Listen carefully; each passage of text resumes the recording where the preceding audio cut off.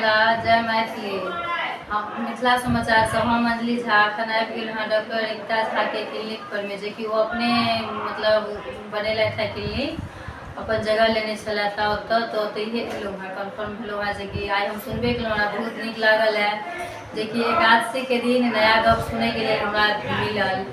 तो अहाँ सबके इएह गप देखियौ, सच्चाइ कखनो आदमी के नहीं छुपै छै, से बात छै। एकता झा के नाम बहुत उजागर छनि तऽ बुझै छियै, खास कऽ मधुबनी और बाबूबड़ी लोकहा ई सब हर चारू कोन में एकता झा नाम छथिन किछो ही, लेकिन ई नहीं नाम छथिन, हिनकर काम नाम छनि। हिनकर काम मतलब एहन काजे करै छथिन जे कि ताहिसँ ही उजागर भेल छथिन। केओ अहिना देखैसँ उजागर और नामसँ उजागर अहिना नहीं भऽ जाइ छै, मेहनतसँ उजागर होइ छै। एहन मेहनत करै छथिन और सबके प्रॉब्लम सब किछु देखैत ई नहीं पता चलै छै ककरो जे कि मतलब हम कोनो डॉक्टर लगेलहुँ हैं कि एतेक बड़का छथिन आदमी, तकर फीलिंग क्लिनिक पर हेबे नहीं करै छै। जीरो से लऽ कऽ जे हीरो छै तिनको इलाज वही हिसाबसँ करै छथिन, जीरोके वही हिसाबसँ करै छथिन। तो हम डॉक्टर एकता मैडम से ही जानना चाहे छी कि प्रेगनेंसी जो होइ छै महिला के, से स्टार्टिंग से लऽ कऽ पूरा 9 महीना तक अखनो अपना देहात में, खास करके गाँव घर में, खजौली राजनगर साइड सबके महिला सब जे छथिन, सास सब जे छथिन, पहले जमाना वाला देखे छथिन, नहीं अखन 2-3 महीना भेला कथी ला डॉक्टर लग जाब ना, कथी ला अल्ट्रासाउंड कराब, डॉक्टर ठकैया तो डॉक्टर ई कहैया। तो मतलब देखियो, शुरू से लऽ कऽ पूरा 9 महीना तक कै बेर एक्सरे हेबाक चाही, कै बेर डॉक्टर से मिलवाक चाही, कुन हुनका से अथी लेबाक चाही रिपोर्ट, अच्छा छै तैयो हुनका लग आके जेनाइ जरूरी है। ये सब के बारे में हम मैडम एकता झा से बात करै छी, जानै छी, आ जे केओ हमर चैनल देखब तऽ समझे लेबै जे की कहै छथिन। मिथिला समाचार में मैडम अहाँके वेलकम है, स्वागत है। जय मिथिला, जय मैथिली। सबसे पहले तो अहाँ सबके बहुत धन्यवाद, और सबसे पहले पेशेंट सबके धन्यवाद जे ट्रस्ट करे छे, तो ट्रस्ट के हम पूरा करिए। और ये हमर नया क्लिनिक बुधनगर में शंकर नेत्रालय से जे नीचा रास्ता जाए छे ओते बनला। और जहाँ तक कि अंजलि जी प्रेगनेंसी के बात कहलखिन है कि कते बेर डॉक्टर से चेकअप करेनाइ या अल्ट्रासाउंड करेनाइ जरूरी है।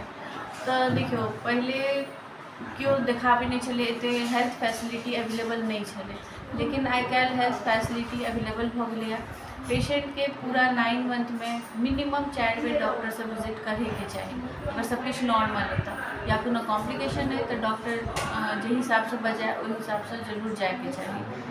और शुरुआत में जहने अहाँ के पता चले कि अहाँ किट से चेक करे छिए कि पॉजिटिव है, तो सबसे पहले डॉक्टर से जाकर वेट करो, और जब डॉक्टर जे सजेशन दिया वही हिसाब से करो।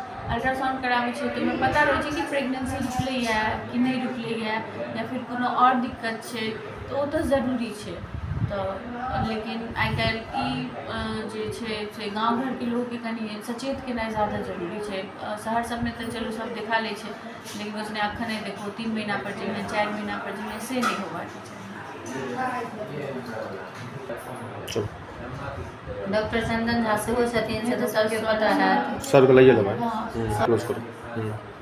तो देखबे के लिए डॉक्टर एकता झा मैडम की कहलथि, ताहि पर ध्यान दियो। पहले आदमी के शरीरो एहन छलै कि जंगली दवाई से या खाने पीन से आदमी बहुत किछु कऽ लै छलै, लेकिन आब अपन मिथिला में खास करके हर जगह देखियो जे बहुत मतलब फैसिलिटी साइज के, मतलब आदमी के शरीरो भऽ गेलै माटी के बर्तन जना होइ छै।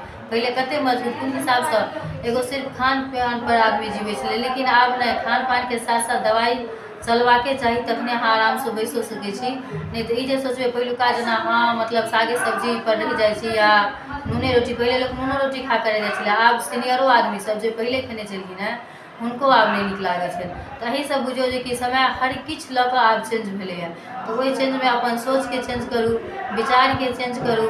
और अगिला जे केओ आइ जे डॉक्टर बनल छथिन सहिना नहीं बनल छथिन, वो नॉलेज से बनल छथिन, तेँ ने अहाँके कहै छथि हुनकर सोच हम कहि देब, हम बुझबै, हम नहीं बुझबै। जे दालि भात सब्जी बनेनाइ जानतै वो मटन मछली कखनो नहीं बना पेतै, जे हर किछु के ढंग रहतै वएह अहाँके बतायत जे कि केना बनतै नहीं बनतै। तो सएह बात अहाँके डॉक्टर एकता झा बतेलथि है मैडम। तो ये वीडियो जे केओ देखब ज़्यादा से ज़्यादा शेयर करब, लाइक करब, कमेंट करब, और ध्यान देबै, ध्यान से पूरा वीडियो हमर सुनै के कोशिश करब और देखब। जय मिथिला, जय मैथिली।